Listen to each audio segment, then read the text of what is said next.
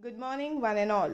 Today we are going to learn a very important topic of Standard 10th of Chapter 1, Heredity and Evolution. We are going to study synthesis of protein in the body, how protein is synthesized in the body. So, for protein synthesis, DNA makes RNA, and RNA and DNA together works for it for making the proteins in the body. So today we are going to learn about synthesis of protein. Now this synthesis of protein in the body, it takes place in 3 steps. The first step is transcription, the second one is translation, and the third one is translocation. So today we are going to learn about these 3 processes of protein synthesis with the help of a very interesting teaching aid. So here I present you my teaching aid will explain you the 3 processes, the 3 steps of protein synthesis in the body, that is transcription, translation and translocation.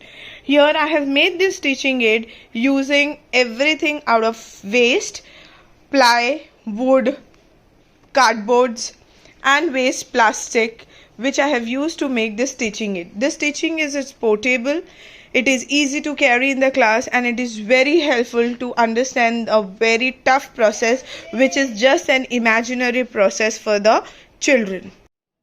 So here I present you, this is a cell. Here I am showing you this is a cell, and here I am showing you the component of cell, that is nucleus of a cell. Here in the nucleus I am showing you this is a DNA. In DNA we know we have genes is present in the DNA, and this DNA is present in the nucleus of a cell. Now for the process of protein synthesis, this DNA wants RNA to help this DNA. DNA will produce RNA, and DNA and RNA together will work for protein synthesis. This is called as a central dogma of protein synthesis, where DNA and RNA will together work for protein synthesis. Now this DNA, which is present in the nucleus of a cell, this DNA will produce RNA, and this production of RNA through DNA is called as transcription. Now how this DNA will produce RNA, let's see. As here you can see, DNA is a double helix structure. DNA has a double helix structure. Now this DNA will separate itself. This 2 helix structure of DNA, they will separate each other, and only one strand of DNA will be used to produce RNA. And this strand of DNA which is used to produce RNA, this is called as a template strand. So the strand of a DNA which is used to produce RNA, it is called as the template strand. Now this template strand of DNA will produce the RNA. Here, as you can see, here I have written some alphabets. Now these alphabets are the nucleotide. We know on the gene there are codes which is used to produce the character, which is used to produce proteins. Now these nucleotides are paired with other nucleotides. Here on DNA, A, that is adenine, is paired with thymine. C pairs with guanine. Guanine pair with cytosine. A go with T go with A, C go with G, and G go with C. But while on RNA, the nucleotides are same except of A and T. On RNA, the nucleotide A, it doesn't pair with T, but it pairs with U. On RNA, the nucleotide sequence is adenine pairs with uracil. On RNA, we don't have thymine. We have adenine which pairs with uracil. So A go with U, C go with G, G go with C, then again C go with G. So again this pairing of nucleotide begins here. Here it goes pair.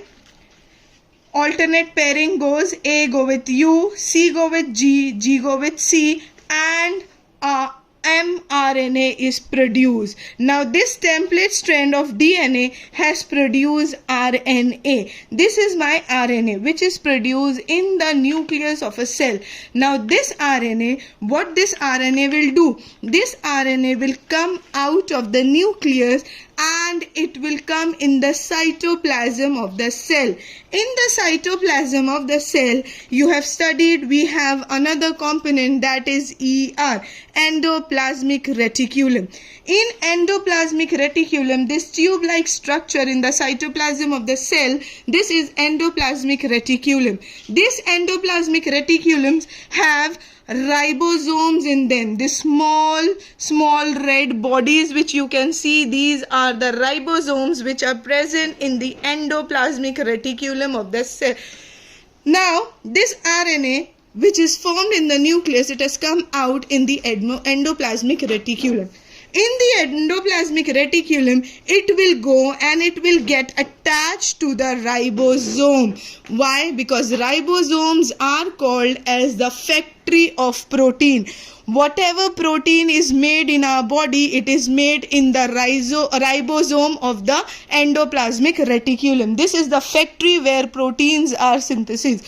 Now, I have a strand of mRNA here with the codes. Here, if you can see the codes, the nucleotides, they are grouped.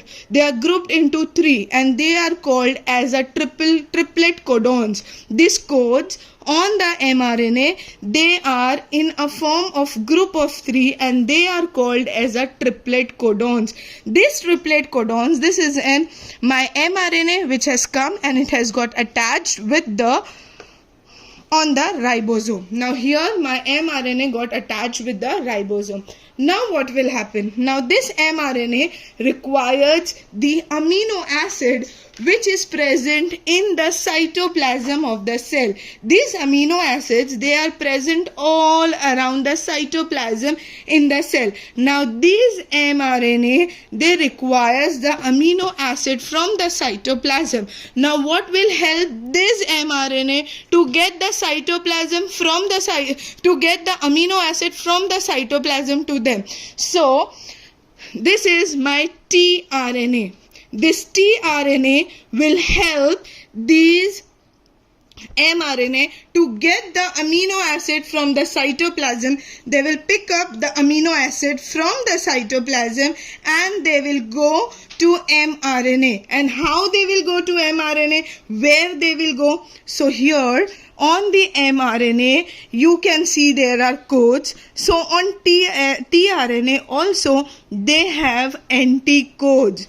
They have anticodes. Now they will go to the mRNA where they have their alternate pairing, complementary pairing of their nucleotide. Where I have told you that U go with A, C go with G, A go with U. So this tRNA will come and it will get joined over here. It will make a complementary pairing and it consists and it has brought one amino acid along with it. Now this amino acid got attached here to the mRNA. Another tRNA will come.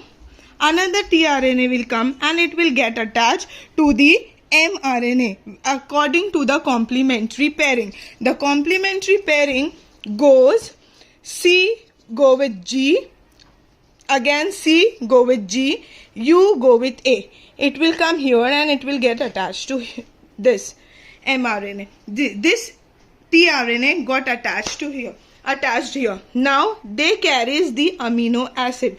Now this amino acid, they are joined by a chain, by a link, by a bond. They are joined to each other by a bond. Now these amino acid, when they come here, they are bonded, they are bond with a bond here, and this bond is called as a peptide bond. They are bonded to each other by a peptide bond. Now when they are bonded with a peptide bond, the work of this tRNA is completed. The first tRNA's work is completed. It will leave the amino acid here and it will move from here. It will go. Now the amino acid is here and the first tRNA went off. Now what will happen? What happens is when first tRNA went, this ribosome shift its place. It moves from its place, and it moves with a distance of 1 triple codon. Every time the tRNA comes and it gets joined over here with the mRNA, bringing the amino acid, and they form a chain of amino acid. Every time this ribosome, it shifts its place from a distance of 1 triple codon. At a distance of 1 triple codon, the ribosomes keep on shifting, and it leaves the amino acid here.